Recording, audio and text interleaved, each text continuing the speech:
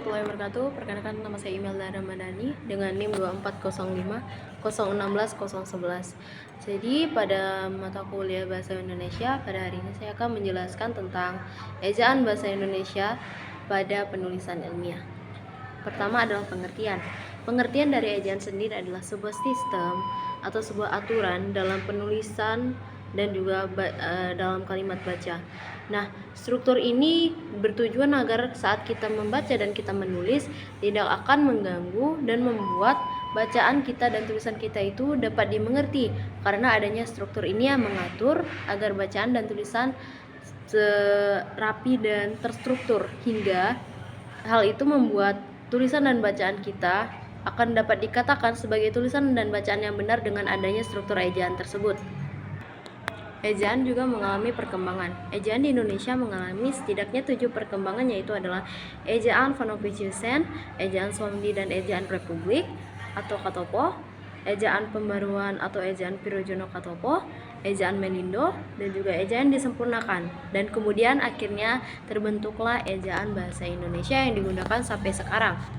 Jadi ejaan itu memiliki perkembangannya masing-masing sesuai perkembangan zaman, maka ejaan yang digunakan juga akan mengikuti perkembangan zaman tersebut. Ejaan tersendiri adalah salah satunya yang paling penting untuk membuat sebuah bacaan atau sebuah tulisan itu menjadi terstruktur. Jadi ketika pembaca atau seseorang yang membaca suatu bacaan, mereka akan mengetahui bahwa itu adalah kalimat yang terstruktur. Mereka akan membacanya dengan baik dan benar sesuai struktur yang telah ditentukan.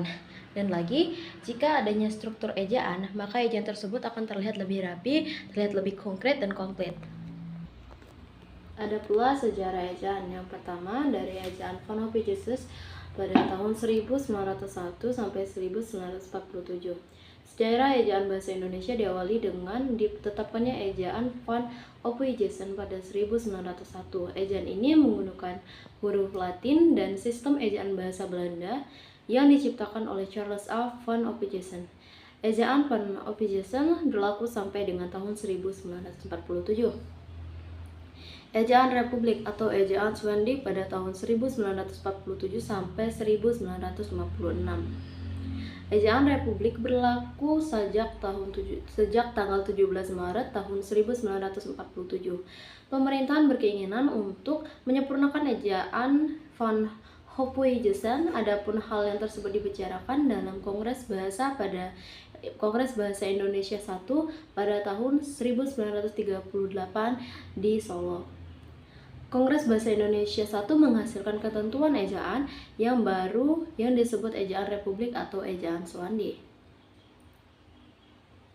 Dan kemudian Kongres Indonesia II diadakan pada tahun 1954 di Medan. Kongres ini digagas oleh Menteri Muhammad Yamin. Dalam Kongres Bahasa Indonesia ini, peserta kongres membicarakan tentang perubahan sistem ejaan untuk menyempurnakan ejaan Swansdi. Yang keempat adalah ejaan Melindo dari tahun 1961 sampai 1967. Ejaan ini dikenal pada akhir tahun 1959 dalam Perjanjian Persahabatan Indonesia dan Malaysia. Yang kelima, ada ejaan baru atau Lembaga Bahasa Indonesia, Bahasa dan Kesastraan LBK pada tahun 1967 dan 1972.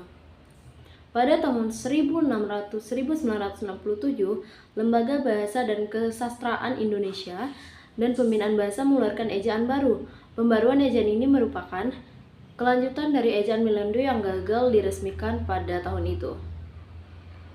Yang keenam adalah ejaan Bahasa Indonesia yang disempurnakan atau EYD pada tahun 1972 hingga 2015. Ejaan Bahasa Indonesia yang disempurnakan berlaku sejak 23 Mei tahun 1970.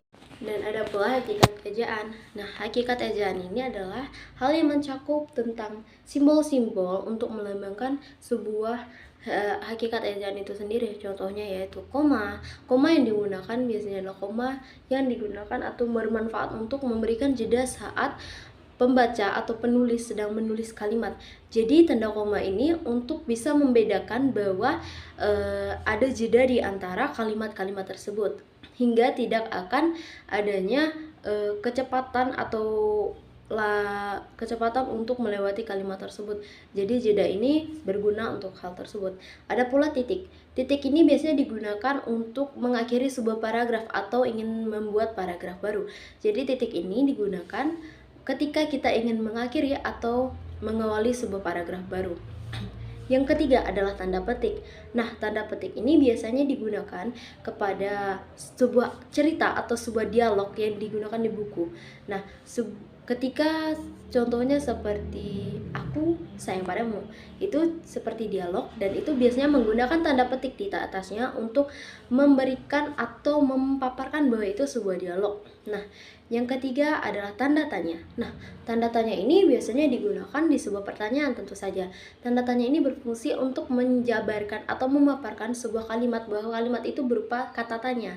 Yang dimana kata tanya itu berarti kalimat itu menanyakan sesuatu dan hingga kita akan menjawab kalimat tersebut. Nah, yang keempat adalah tanda seru. Tanda seru ini biasanya digunakan untuk menyerukan atau seperti ajakan. Ini diberikan di akhir atau di awal. Nah, ini